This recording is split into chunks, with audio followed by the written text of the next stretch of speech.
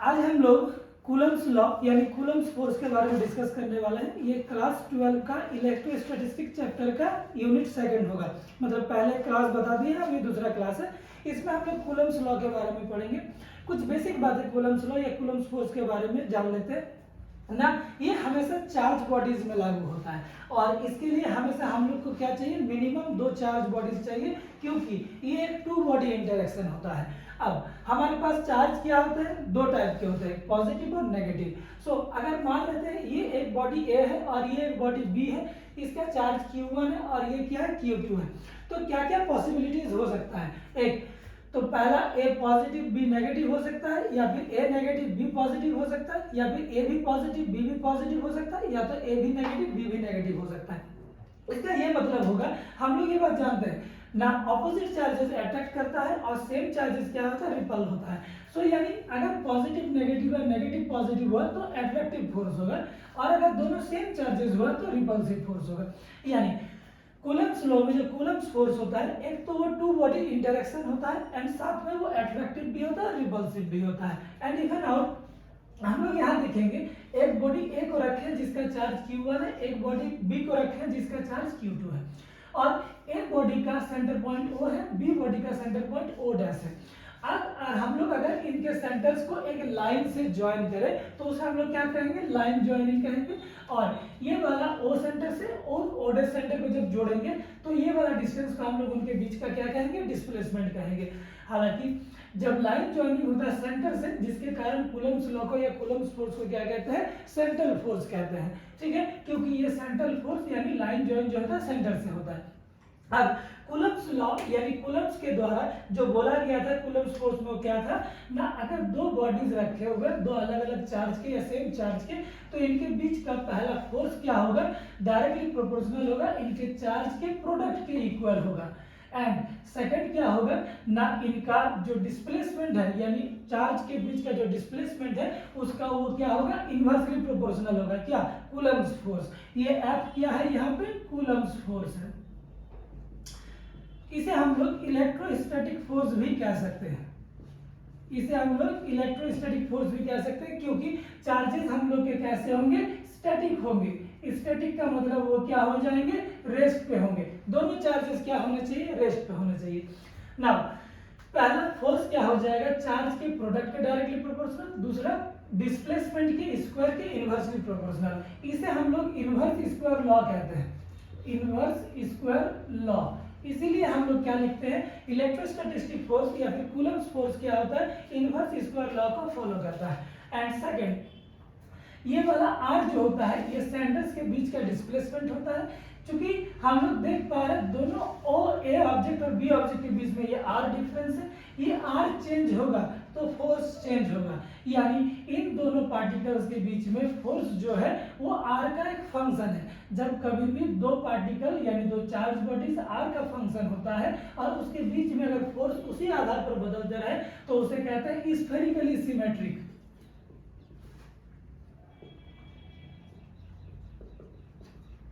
Spherically symmetric यानी Coulomb's law या Coulomb's force जो है वो क्या होता है, स्फेरिकली सिमेट्रिक होता है। इसका मतलब उनके बीच का जो डिस्प्लेसमेंट है उसके ऊपर फोर्स डिपेंड करता है। ठीक है, अब इन दोनों का जो लमसम वैल्यू होता है F इक्वल टू क्या होता है, directly proportional to Q1 dot Q2 by R square होता है। So F is equal to, proportionality हटाने के लिए हम लोग ये कांस्टेंट K लगाते हैं, ये Q1 और ये Q2 बाय ये क्या हो गया, R स्क्वायर। जहां पे K का अगर हम लोग देखें तो K किन किन बातों पर डिपेंड करता है। K है क्या, यहाँ हम लोग जानते हैं K यहाँ पे प्रोपोर्शनलिटी कांस्टेंट है।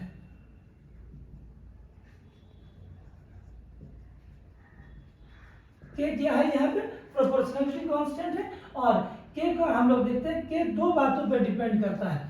K 2 बातों पर डिपेंड करता है। पहला कि आपने कौन सा यूनिट का सिस्टम उठाया है, सिस्टम ऑफ यूनिट, मतलब आप कौन सा सिस्टम ऑफ यूनिट यूज कर रहे हैं उस पे क्या डिपेंड करता है, पहला। और दूसरा, आप किस मीडियम में कूलम्स फोर्स को स्टडी कर रहे हैं उस मीडियम पे वो डिपेंड करता है। यानी ये मीडियम पे डिपेंड करता है और सिस्टम ऑफ यूनिट पे डिपेंड करता है। और ये क्या है, प्रोपोर्शनलिटी कांस्टेंट है। इसका ये मतलब होगा कि K का वैल्यू यूनिवर्सल नहीं है, इसीलिए ये कांस्टेंट जो कि है एक नॉर्मल कांस्टेंट है, यूनिवर्सल कांस्टेंट नहीं है। एंड इवन आउट अगर हम लोग इसका यूनिट निकालना चाहें तो कैसे निकालेंगे इसका यूनिट? इसका यूनिट होगा ना f dot R square equal to K q1 q2। Now k equal to f dot R square by q1 dot q2। So that लिख सकते हैं k इक्वल टू f के लिए न्यूटन, r के लिए metre square and q1 q2 के लिए coulomb का स्क्वायर। यानी इसका यूनिट कितना हो जाएगा ना न्यूटन मीटर स्क्वायर पर कूलम का स्क्वायर। और इसका वैल्यू कितना होता है? इसका वैल्यू होता है 9 into 10 to the power 9। Then unit हम लोग क्या निकाले? न्यूटन मीटर स्क्वायर पर कूलम का स्क्वायर। ये हो गया प्रोपोर्शनलिटी कांस्टेंट या कूलम्स कांस्टेंट का वैल्यू। ये यूनिट हो गया और ये डिपेंड किसके ऊपर करता है? सिस्टम ऑफ यूनिट पे और मीडियम पे। और इसे हम लोग क्या कहते हैं? प्रोपोर्शनलिटी कांस्टेंट कहते हैं। और ये कोई यूनिवर्सल नहीं है, ये मीडियम टू मीडियम चेंज हो सकता है, इसीलिए इसे नॉर्मल कांस्टेंट कहते हैं। इसे स्लाइड करके इसे स्क्रीनशॉट लेके लिख लीजिए, फिर आगे चलेंगे।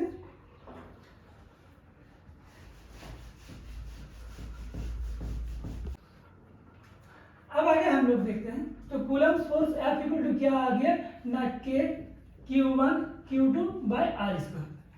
अब इस K के बदले हम लोग क्या लिख सकते हैं? 1/4 pi epsilon naught into epsilon R into Q1 into Q2 by R square. ये होल सम हमारे पास कूलम्स फोर्स होता है, जहां पे हम लोग जानते हैं एप्सिलॉन इक्वल टू होता है एप्सिलॉन नॉट एप्सिलॉन R, जहां पे एप्सिलॉन नॉट को हम लोग कहते हैं एब्सोल्यूट परमिटिविटी। ये होता है एब्सोल्यूट, इसे कहते हैं एब्सोल्यूट परमिटिविटी। और एप्सिलॉन R को कहते हैं रिलेटिव परमिटिविटी।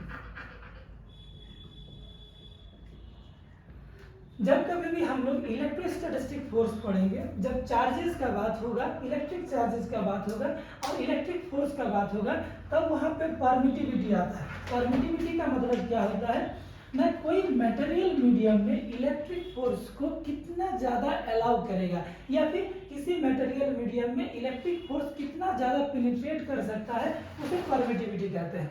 और एब्सोल्यूट परमिटिविटी का यूनिट भी होता है, इसका डायमेंशन भी होता है और इसका न्यूमेरल वैल्यू भी होता है।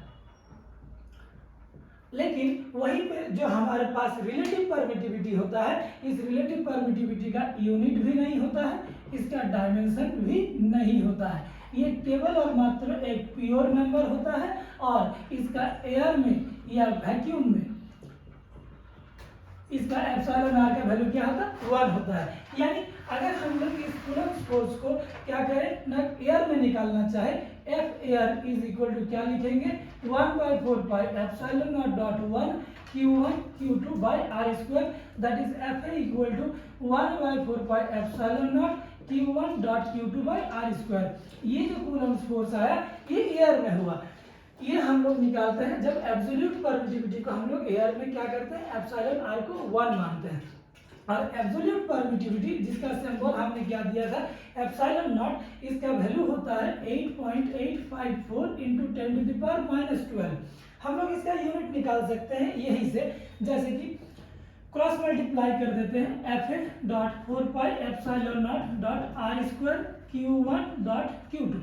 Now epsilon naught equal to Q1 dot Q2 divided by F dot 4 pi dot R square.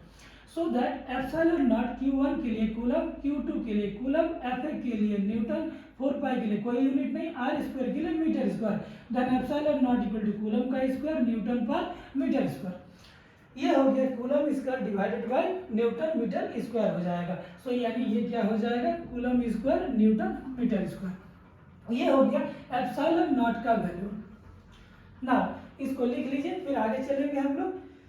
Absolute permittivity किसी एक मीडियम का होता है और रिलेटिव परमिटिविटी मीडियम में हम लोग क्या करते हैं ना, डिफरेंस करके निकालते हैं। सो इसीलिए उसका नाम क्या है? Relative permittivity. अब इसके कुछ फैक्टर्स या फिर हम लोग देखेंगे कूलम्स फोर्स के उसके कुछ फीचर्स क्या क्या होता है, उनका हम लोग नोट डाउन करेंगे। उससे पहले इसे को लिख लीजिए, ठीक है। अब हम लोग देखते हैं, इतना दूर हम लोगों ने समझा। अब देखते हैं कूलम्स फोर्स का क्या क्या इफेक्ट हो सकता है अगर हम लोग मान लेते हैं से मतलब मान लेते हैं कि Q1 जो चार्ज है वो 1 कूलम का है, Q2 चार्ज जो कि है वो भी 1 कूलम का है, और इनके बीच का जो सेपरेशन है वो क्या है 1 मीटर का है, यानी 1 यूनिट मीटर का है। तो क्या होगा उस समय coulomb's force, then F equal to K, Q1 कितना 1 है, Q2 1 है, ये कितना है 1 का square, then F equal to K, और K का वैल्यू कितना था 9 × 10⁹ था, F इक्वल टू इतना हो जाएगा हमारे पास न्यूटन। यानी क्या कूलम्स फोर्स प्रोपोर्शनलिटी कांस्टेंट या कूलम्स कांस्टेंट के इक्वल हो सकता है? हाँ हो सकता है। अगर फर्स्ट चार्ज 1 कूलम का हो, सेकंड चार्ज 1 कूलम का हो और उनके बीच में सेपरेशन कितना हो जाएगा 1 मीटर का हो, तो उस समय कूलम्स फोर्स कूलम कांस्टेंट के इक्वल हो सकता है। नाउ अब हम लोग देखेंगे एक चीज जानना होगा, एप्सिलॉन आर का वैल्यू हम लोग कैसे निकाल सकते हैं और एप्सिलॉन आर का वैल्यू क्या होगा। नाउ अभी थोड़ा देर पहले हम लोगों ने देखा था एफ एयर मतलब 1/4 pi epsilon naught Q1 Q2 by are square, ये एक इक्वेशन आया था हम लोग के पास कब ना कूलम्स फोर्स का एयर में। अब किसी एक मटेरियल मीडियम में अगर हम कूलम फोर्स निकालना चाहें तो Fm, ठीक है, ये क्या हो जाएगा किसी एक अलग मीडियम में, ये था Fa का मतलब एयर।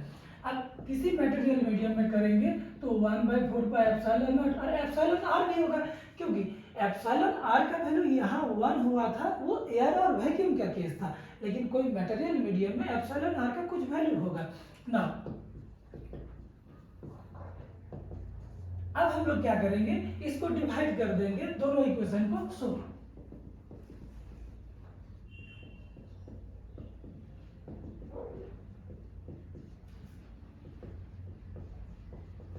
अब अगर हम लोग इक्वेशन 1 और इक्वेशन 2 को डिवाइड कर देते हैं तो Fa डिवाइडेड बाय क्या होगा Fm, left hand side left hand divide होगा, राइट हैंड का राइट हैंड डिवीजन होगा। So 1/4 pi epsilon naught Q1 dot Q2 by are square, 1/4 pi epsilon naught epsilon r Q1 dot Q2 by are square. So ये तो cut जाएगा, ये भी cut जाएगा, तो सिर्फ बचा क्या हमारे पास एप्सिलॉन आर। तो हम लोग देखेंगे Fa by Fm is equal to क्या हो गया epsilon R. So epsilon R हम लोग के पास क्या था ना, ये एब्सोल्यूट नहीं रिलेटिव परमिटिविटी है।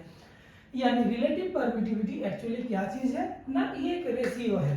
किस चीज का रेशियो है ना, ये कूलम्स फोर्स का रेशियो है, लेकिन ये किस किस चीज में होगा ना, डिफरेंट मीडिया में होता है।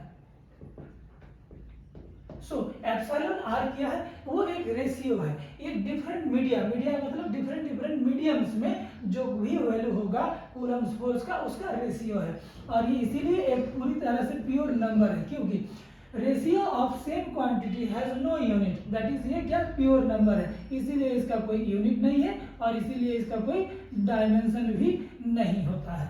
ठीक है, अब हम लोग देखेंगे कूलम्स फोर्स के कुछ कैरेक्टर्स क्या क्या होते हैं, उन कैरेक्टर्स को हम लोग पॉइंट आउट करेंगे। सो अब हम लोग देखते हैं कूलम्स फोर्स के क्या क्या फीचर्स है या फिर क्या क्या कैरेक्टर्स है। सो हम लोग इसको point by point note down कर लेते हैं। पहला चीज, ये क्या हो सकता है, अट्रैक्टिव भी हो सकता है एंड ये रिपल्सिव भी हो सकता है। अभी हम लोगों ने देखा कि अगर मान लेते हैं Q1 चार्ज पॉजिटिव है और Q2 चार्ज भी पॉजिटिव है तो ये रिपल्सिव हो जाएगा, और अगर मान ले हम लोग क्या है Q1 चार्ज नेगेटिव है और Q2 भी क्या नेगेटिव है, तो इसका मतलब क्या हो जाएगा, ये रिपल्सिव हो जाएगा। यानी कूलम्स फोर्स क्या होता है, अट्रैक्टिव भी होता है और रिपल्सिव भी होता है। नाउ क्या यहाँ पे दोनों ऑब्जेक्ट कांटेक्ट में है, तो नहीं है, तो इसीलिए हम लोग इसे क्या लिखते हैं, ये एक नॉन कांटेक्ट फोर्स है। दूसरा और तीसरे पॉइंट में हम लोग क्या देखेंगे ना, ये जो लाइन ज्वाइनिंग है ये दोनों ऑब्जेक्ट का यानी Q1 और Q2 दोनों चार्ज पार्टिकल का कहां से सेंटर से ज्वाइन हुआ है और इफेक्ट भी कहां होगा, इसी लाइन पे होगा। यानी ऑब्जेक्ट या तो इसी लाइन पे आगे जाएगा या तो इसी लाइन पे बैक में जाएगा, इसी लाइन पे इसका मूवमेंट होगा और इफेक्ट होगा। तो इसका मतलब ये क्या है, एक सेंट्रल फोर्स है। ये क्या हो गया, एक सेंट्रल फोर्स हो गया। अब दूसरा, इसको हम दूर बढ़ाते जाएंगे। लेट अस अज्यूम r का वैल्यू हम इनफिनिटी तरफ लेके चले जाएं। अगर r का वैल्यू इनफिनिटी तरफ ले जाएंगे तो फोर्स का वैल्यू क्या हो जाएगा, 0 तरफ शिफ्ट हो जाएगा। यानी हम ऐसा कहेंगे कि ये एक लॉन्ग रेंज फोर्स है। ठीक है, सो हमारे पास r इन्फिनिटी तक जाएगा तो फोर्स क्या हो जाएगा, जीरो तरफ ट्रेवल कर जाएगा, इसीलिए हम लोग इसे क्या कहेंगे, एक लॉन्ग रेंज फोर्स है ना। इसके बाद अगर हम लोग देखें तो ये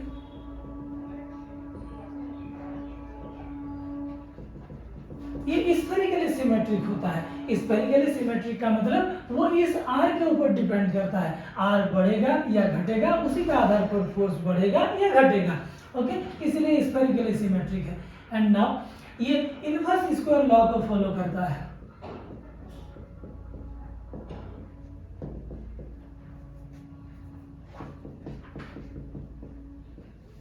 ठीक है, इट ऑबेज इनवर्स स्क्वायर लॉ। ठीक है, अब इनवर्स स्क्वायर लॉ का मतलब ये था, force is inversely proportional to 1/r² आया था। इसका मतलब क्या है, ये इनवर्स स्क्वायर लॉ है ना। r जितना बढ़ेगा फोर्स उसका डबल में घटेगा, अगर r 2 टाइम्स बढ़ेगा तो फोर्स 1/4 टाइम्स घटेगा। ठीक है,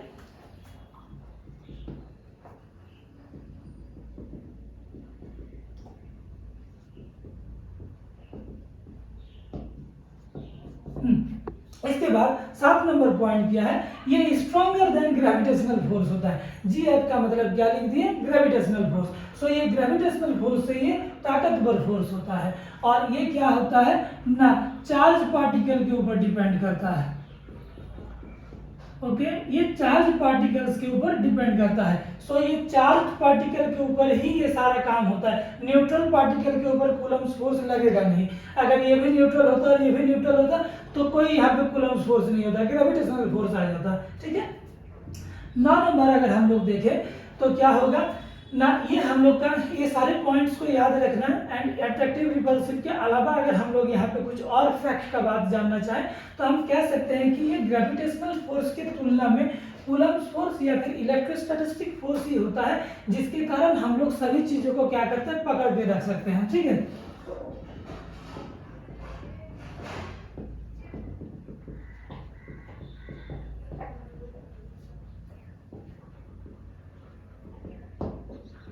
ठीक है, तो हम लोग लिख सकते हैं with the help of this force, मतलब इस फोर्स का मदद से हम लोग क्या करते हैं, हम बहुत सारे चीजों को हम लोग होल्ड करके रख सकते हैं। जैसे ये कलम, ये कपड़ा, ये ड्रेस, कोई भी चीज जिसको हम लोग पकड़ के रखते हैं वो क्या होता है, कूलम्स फोर्स यानी इलेक्ट्रोस्टैटिक फोर्स के कारण ही होता है। और कुछ एक्स्ट्रा है वो पॉइंट ना फीचर में ना बोल के हम लोग ऐसा बोल सकते हैं, वो एकदम क्लियर कट बात है कि ये क्या होना चाहिए, रेस्ट पे होना चाहिए यानी स्टैटिक होना चाहिए।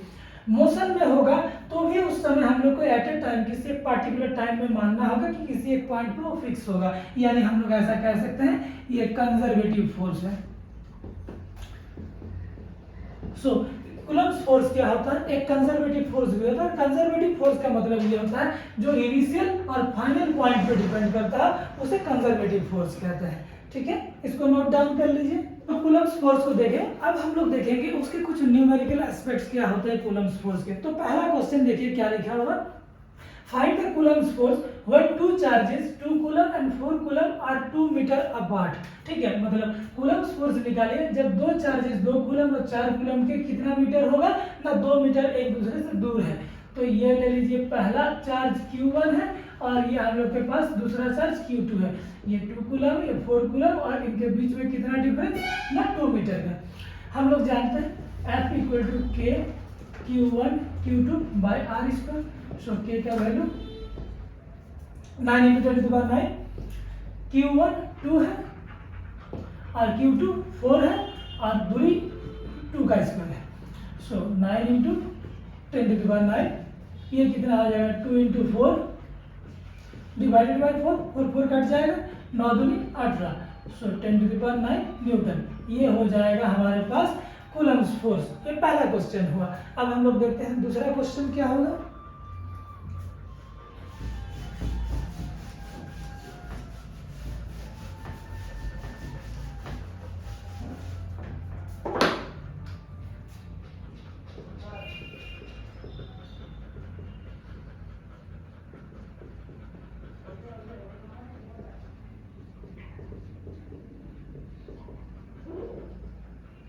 ठीक है, अब देखिए दूसरा क्वेश्चन हमारे पास है, find the charge carried by 2 × 10⁵ electrons. मतलब ये एक क्वेश्चन में बोला जा रहा है कि आपके पास 2 × 10⁵ इलेक्ट्रॉन्स है, आपको बताना है कि कितना चार्ज उसके पास होगा। सो हम लोग जानते हैं कूलम्ब्स फोर्स या फिर चार्ज के फॉर्मूला के हिसाब से Q = क्या होता है, N। N जहाँ पे नंबर होता है, E क्या होता है, बेसिक चार्ज होता है। सो Q = N कितना है, 2 × 10⁵ है, और इलेक्ट्रॉन का चार्ज 1.6 × 10⁻⁻19 होता है माइनस में। So that Q = 2 × 10⁵ × -1.6 × 10⁻⁻19 coulomb. हम लोग ऐसा कर सकते हैं 2 × 1.6 माइनस में इंटू 10⁵ सेम बेस होगा तो पावर ऐड होता है, किंतु यहाँ पे माइनस है तो माइनस हो जाएगा। सो माइनस ये कितना हो जाएगा, ठीक है 3.2, और ये हो जाएगा 10⁻⁻ कितना -14 कूलम। सो ये हो जाएगा इस क्वेश्चन का आंसर। ना कितना चार्ज कैरी करेगा, तो इतना चार्ज वो कैरी करेगा, ठीक है। अभी ठीक है, तीसरा क्वेश्चन देखिए क्या कहता है, find out the charge when 2 × 10⁸ Newton force occurs between 2 coulomb and the second charge. Second charge नहीं दिया हुआ है, वही चार्ज 2 मीटर अपार्ट, मतलब वही सेकंड चार्ज निकालने के लिए बोल रहा है। तो इसके लिए हम लोग क्या करेंगे ना, हम लोग जानते हैं फोर्स = K Q1 Q2/r² होता है। फोर्स दिया हुआ है 2 × 10⁸, K का वैल्यू जानते हैं हम लोग, और Q1 दिया हुआ 2, Q2 निकालना है, R का वैल्यू 2 का स्क्वायर दिया हुआ है। नाउ हम लोग इसे क्या करेंगे, काट देंगे तो 8 2 बचेगा, और उस 2 को इधर गुना कर देंगे तो 2 × 2 10⁸, इधर हो जाएगा 9 × 10⁹ Q2। So that Q2 = 2 × 2 × 10⁸ divide by 9 × 10⁹। सो हम लोग इसे लिख सकते हैं 4/9 × 10⁻⁻1। अब इसको हम लोग डिवाइड करना चाहें तो क्या होगा, 0.44 है ना, 2 ही डेसिमल में लिख देते हैं, ये अप्रोक्सीमेट वैल्यू है। तो ये हो जाएगा Q2 चार्ज का वैल्यू। एक बार देख लीजिए, नॉर्मल कूलम्ब फोर्स का हम लोग इस्तेमाल किए हैं, ना फोर्स का इस्तेमाल करके सॉल्व किया। बंद कर इसको। ये कूलम्ब फोर्स का चौथा क्वेश्चन है। क्या कहता है, find the distance of separation between two charges 4 coulomb and 10 coulomb when 3 × 10⁶ Newton force occurs। सो हम लोग देखते हैं, ये हमारे पास Q1 चार्ज है, ये हमारे पास Q2 चार्ज है। सो Q1 कितना है, 4 कूलम है, Q2 कितना है, 10 कूलम है। इनके बीच में कितना फोर्स अकर हुआ है, 3 × 10⁶ न्यूटन है। सो बोल रहा है R कितना होगा, सेपरेशन कितना होगा। So force = K Q1 Q2/r²। Force कितना है, 3 × 10⁶, K का वैल्यू 9 × 10⁹, Q1 कितना है 4, Q2 कितना 10/r²। सो हम लोग देखते हैं यहाँ पे इसको क्या करेंगे, r² = 9 × 10⁹, 4 × 10 40 डिवाइडेड बाय क्या होगा, 3 × 10⁶। अब देखते हैं यहाँ पे 3 9 कट जाएगा, और इसको ऊपर ले जाएंगे, 3 × 10⁹ × 10⁻⁻6 × 40। सो r² = ये हो जाएगा 120, और ये हो जाएगा 9 - 6। सो r² = 120 × 10⁻³ हो जाएगा। सो r = हो जाएगा √120 × 10⁻³ मीटर। चाहे तो इसे सॉल्व करें, अदरवाइज इसे ऐसे ही छोड़ दें तो भी चलेगा। ये था चौथा क्वेश्चन, ठीक है। अब पांचवा क्वेश्चन देखते हैं हम लोग। नंबर क्वेश्चन हम लोग के पास क्या है, find the least coulomb force when the charges are separated by 1 metre. मतलब जब आपके पास चार्जेस क्या हो, 1 मीटर का डिफरेंस में हो, तो उस समय आपको बताना है कि लीस्ट कूलम्ब फोर्स क्या होगा।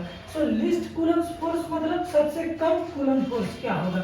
अब लीस्ट कूलम्ब फोर्स होने के लिए जो चार्जेस होंगे वो भी क्या होना चाहिए, लीस्ट होने चाहिए। तो यानी हम लोग के पास क्या होना चाहिए, इलेक्ट्रॉन्स होने चाहिए, ठीक है।